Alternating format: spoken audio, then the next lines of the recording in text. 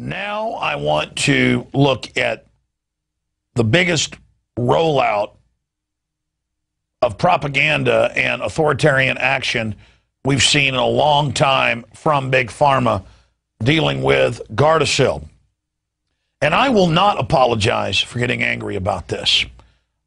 We're being lied to. We're being propagandized. We're being sold a hoax, a lie. And I'm going to get to that information in a moment.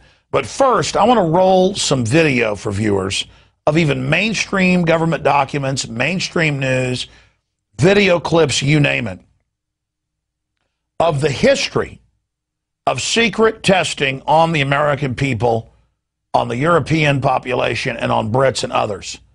Our own government, going back into the 1920s and 30s under a program called Eugenics, has been testing chemicals and biologicals on the population. 30-plus states by 1933 were forcibly sterilizing people who were making bad grades in school. Hitler adopted this system, and their Nuremberg defense was that they got it from the United States. You know about Tuskegee and injecting black men with syphilis. You know about Porton Down, testing chemical and biological weapons on their own troops and killing them in England. The same thing has been done in the United States. 4,000 plus, this is all public, foster children in the U.S. were radiated to death in the 1940s and 50s. They took foster children and radiated them to death. They put children in literal bakers and killed them on the spot with high-powered radiation, but those were the lucky ones. Others went through more. They were given lower amounts to watch their teeth fall out, their intestines liquefy, their blood running out of their eyes. Go read the congressional testimony of this.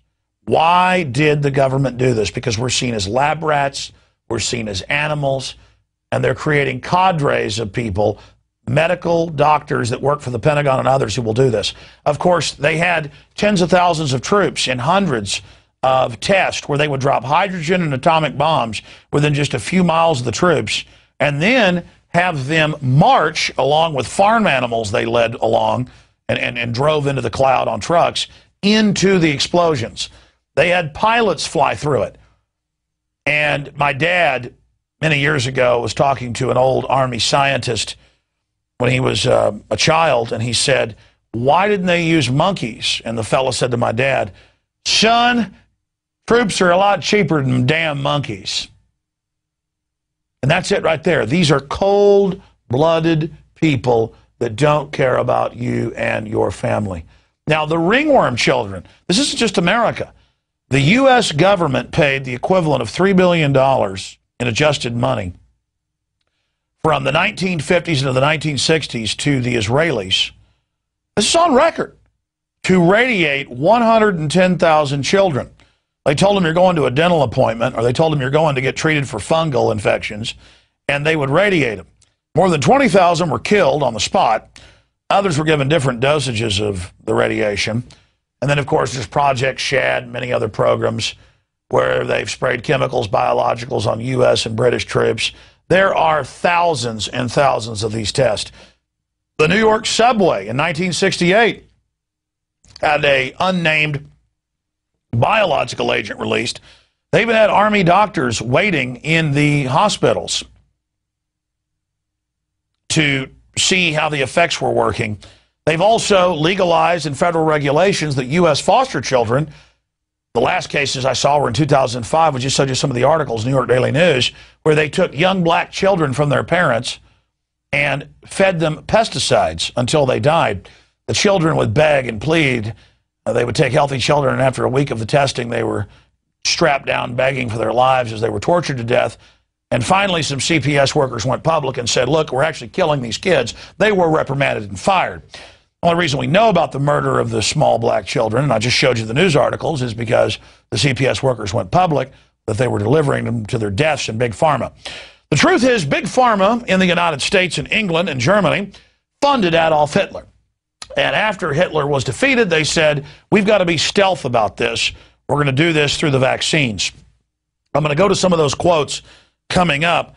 But first, I wanted to counter the propaganda and lies of the system and go through some of the different hoaxes that these mass murderers have engaged in. Again, a coward poisons your food, poisons your water, poisons your medicine.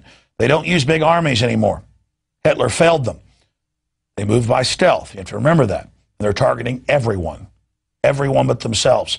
This is total warfare like the Romans did, the Israelites, and many others, where they attempt to degenerate and dumb down everyone. And in fact, one more point of history before I get into this latest information. You know the Nazis went into Poland and killed all the doctors, the lawyers, the intelligentsia, all they could find. When the Soviets liberated Poland, it's on record that they killed hundreds of thousands of intelligentsia that had survived. You know Pol Pot in Cambodia under U.S. government funding, that's declassified, killed about 30% of the population, or anyone wearing glasses, anyone who could write. They would talk to your neighbors. Can he write? Does he have glasses? That was seen as being upper class. They wanted to fully re-educate society, and they would take you out and kill you. It's called the killing fields. In America and Europe today, and Latin America, Africa, Asia, they don't take you out and kill you. They kill your brain. They give you sodium fluoride, radioactive isotopes in the water, shoot you up with vaccines. Our IQ is dropping. Our life expectancy is dropping. We've gone over those numbers. I would be much more intelligent. I mean, my dad was top of his class. I'm an adult moron compared to people like my father when it comes to technical tasks. I've still got gut-level instincts and resistance, though. So I'm running on pure, just gut-level resistance. I've been brain damaged. I've been hit hard. So have you. You need to understand this, of what these mass murderers are doing. They now admit they are chemtrailing, barium salts, aluminum dioxide. They're already killing most of the soils. Don't worry, Monsanto is now coming out with a aluminum-resistant plant. So you'll only be able to operate through them. Now, we've got a lot more here. We're getting into eugenics, and that's the philosophy and the system of the New World Order. But I wanted to go ahead and just remind you here with the document cam shot of a hoax before I get into the latest hoaxes. Rick Perry in 2007 came out and said, it's the law, you must take the shot. Now he's claiming he only made it recommended. Okay? But if you read this USA Today article here, Texas governor orders anti-cancer vaccine. And then it says here, the state is to require, the state is to order, it is the law, you will have to get. And of course, now it's a big presidential national issue. You now know that it wasn't the law, and he lied and just said it was, so they can make billions alone. They make over $500 per 3-round shot inoculation. So we've seen the hoax of Rick Perry saying it's the law to take this shot that's killing people and maiming many others implode. But now they're gone into California and actually gotten a bill passed on the governor's desk to forcibly inoculate children without parental consent. That's coming up. But I want to go to one more piece of eugenics information first, with several quotes of thousands with leading globalists saying that they would engineer vaccines to force this on the population. Here's one of those quotes. Diet, injections, and injunctions will combine for a very early age to produce the sort of character and the sort of beliefs that the authorities consider desirable. Again, they don't just kill you like Pol Pot, they kill your brain.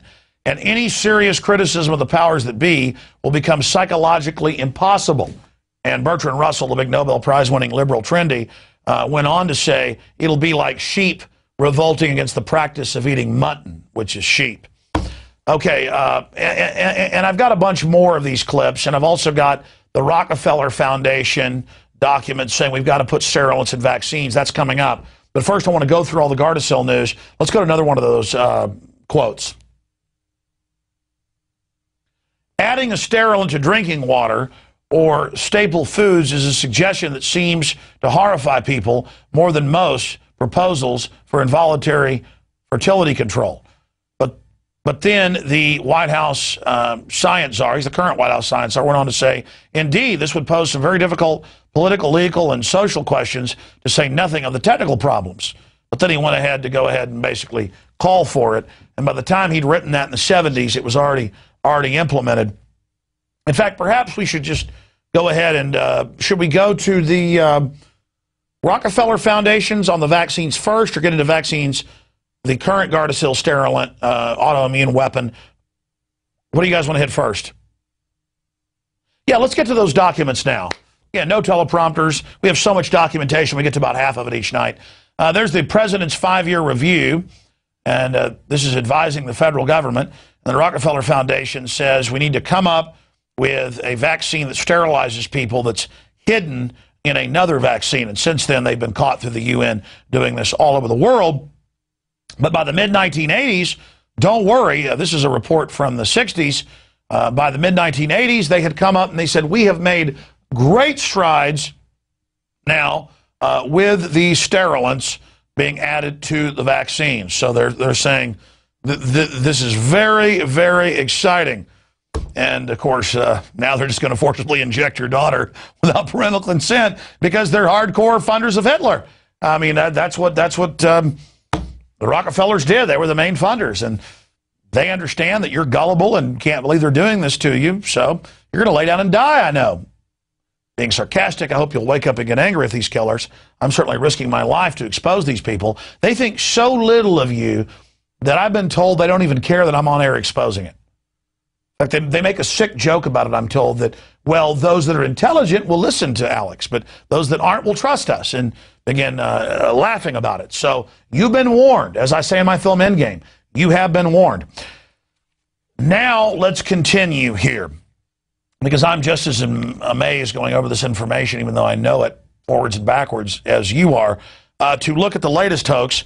They've had a bioethicist attached to Merck and Bill and Melinda Gates and all these other big foundations come out in Forbes and say, hey, I will give you $10,000, Michelle Bachmann, who dared follow Ron Paul's lead and question Perry about his hoax of forced inoculation, if you can prove that there's been one person ever damaged by Gardasil in its 5-year history since its trials and now adoption. Well, it turns out that close to a quarter of all vaccine adverse reaction reports to the CDC, this is of thousands of different variants of vaccines, hundreds of vaccines, hundreds of companies making each vaccine in many cases, thousands of variants, close to a quarter. We're talking to Dr. Wakefield coming up about this. Close to a quarter of these are for Gardasil. And remember, only 2% of adverse reactions get reported on average. It's 18,727 right now, many of them deaths.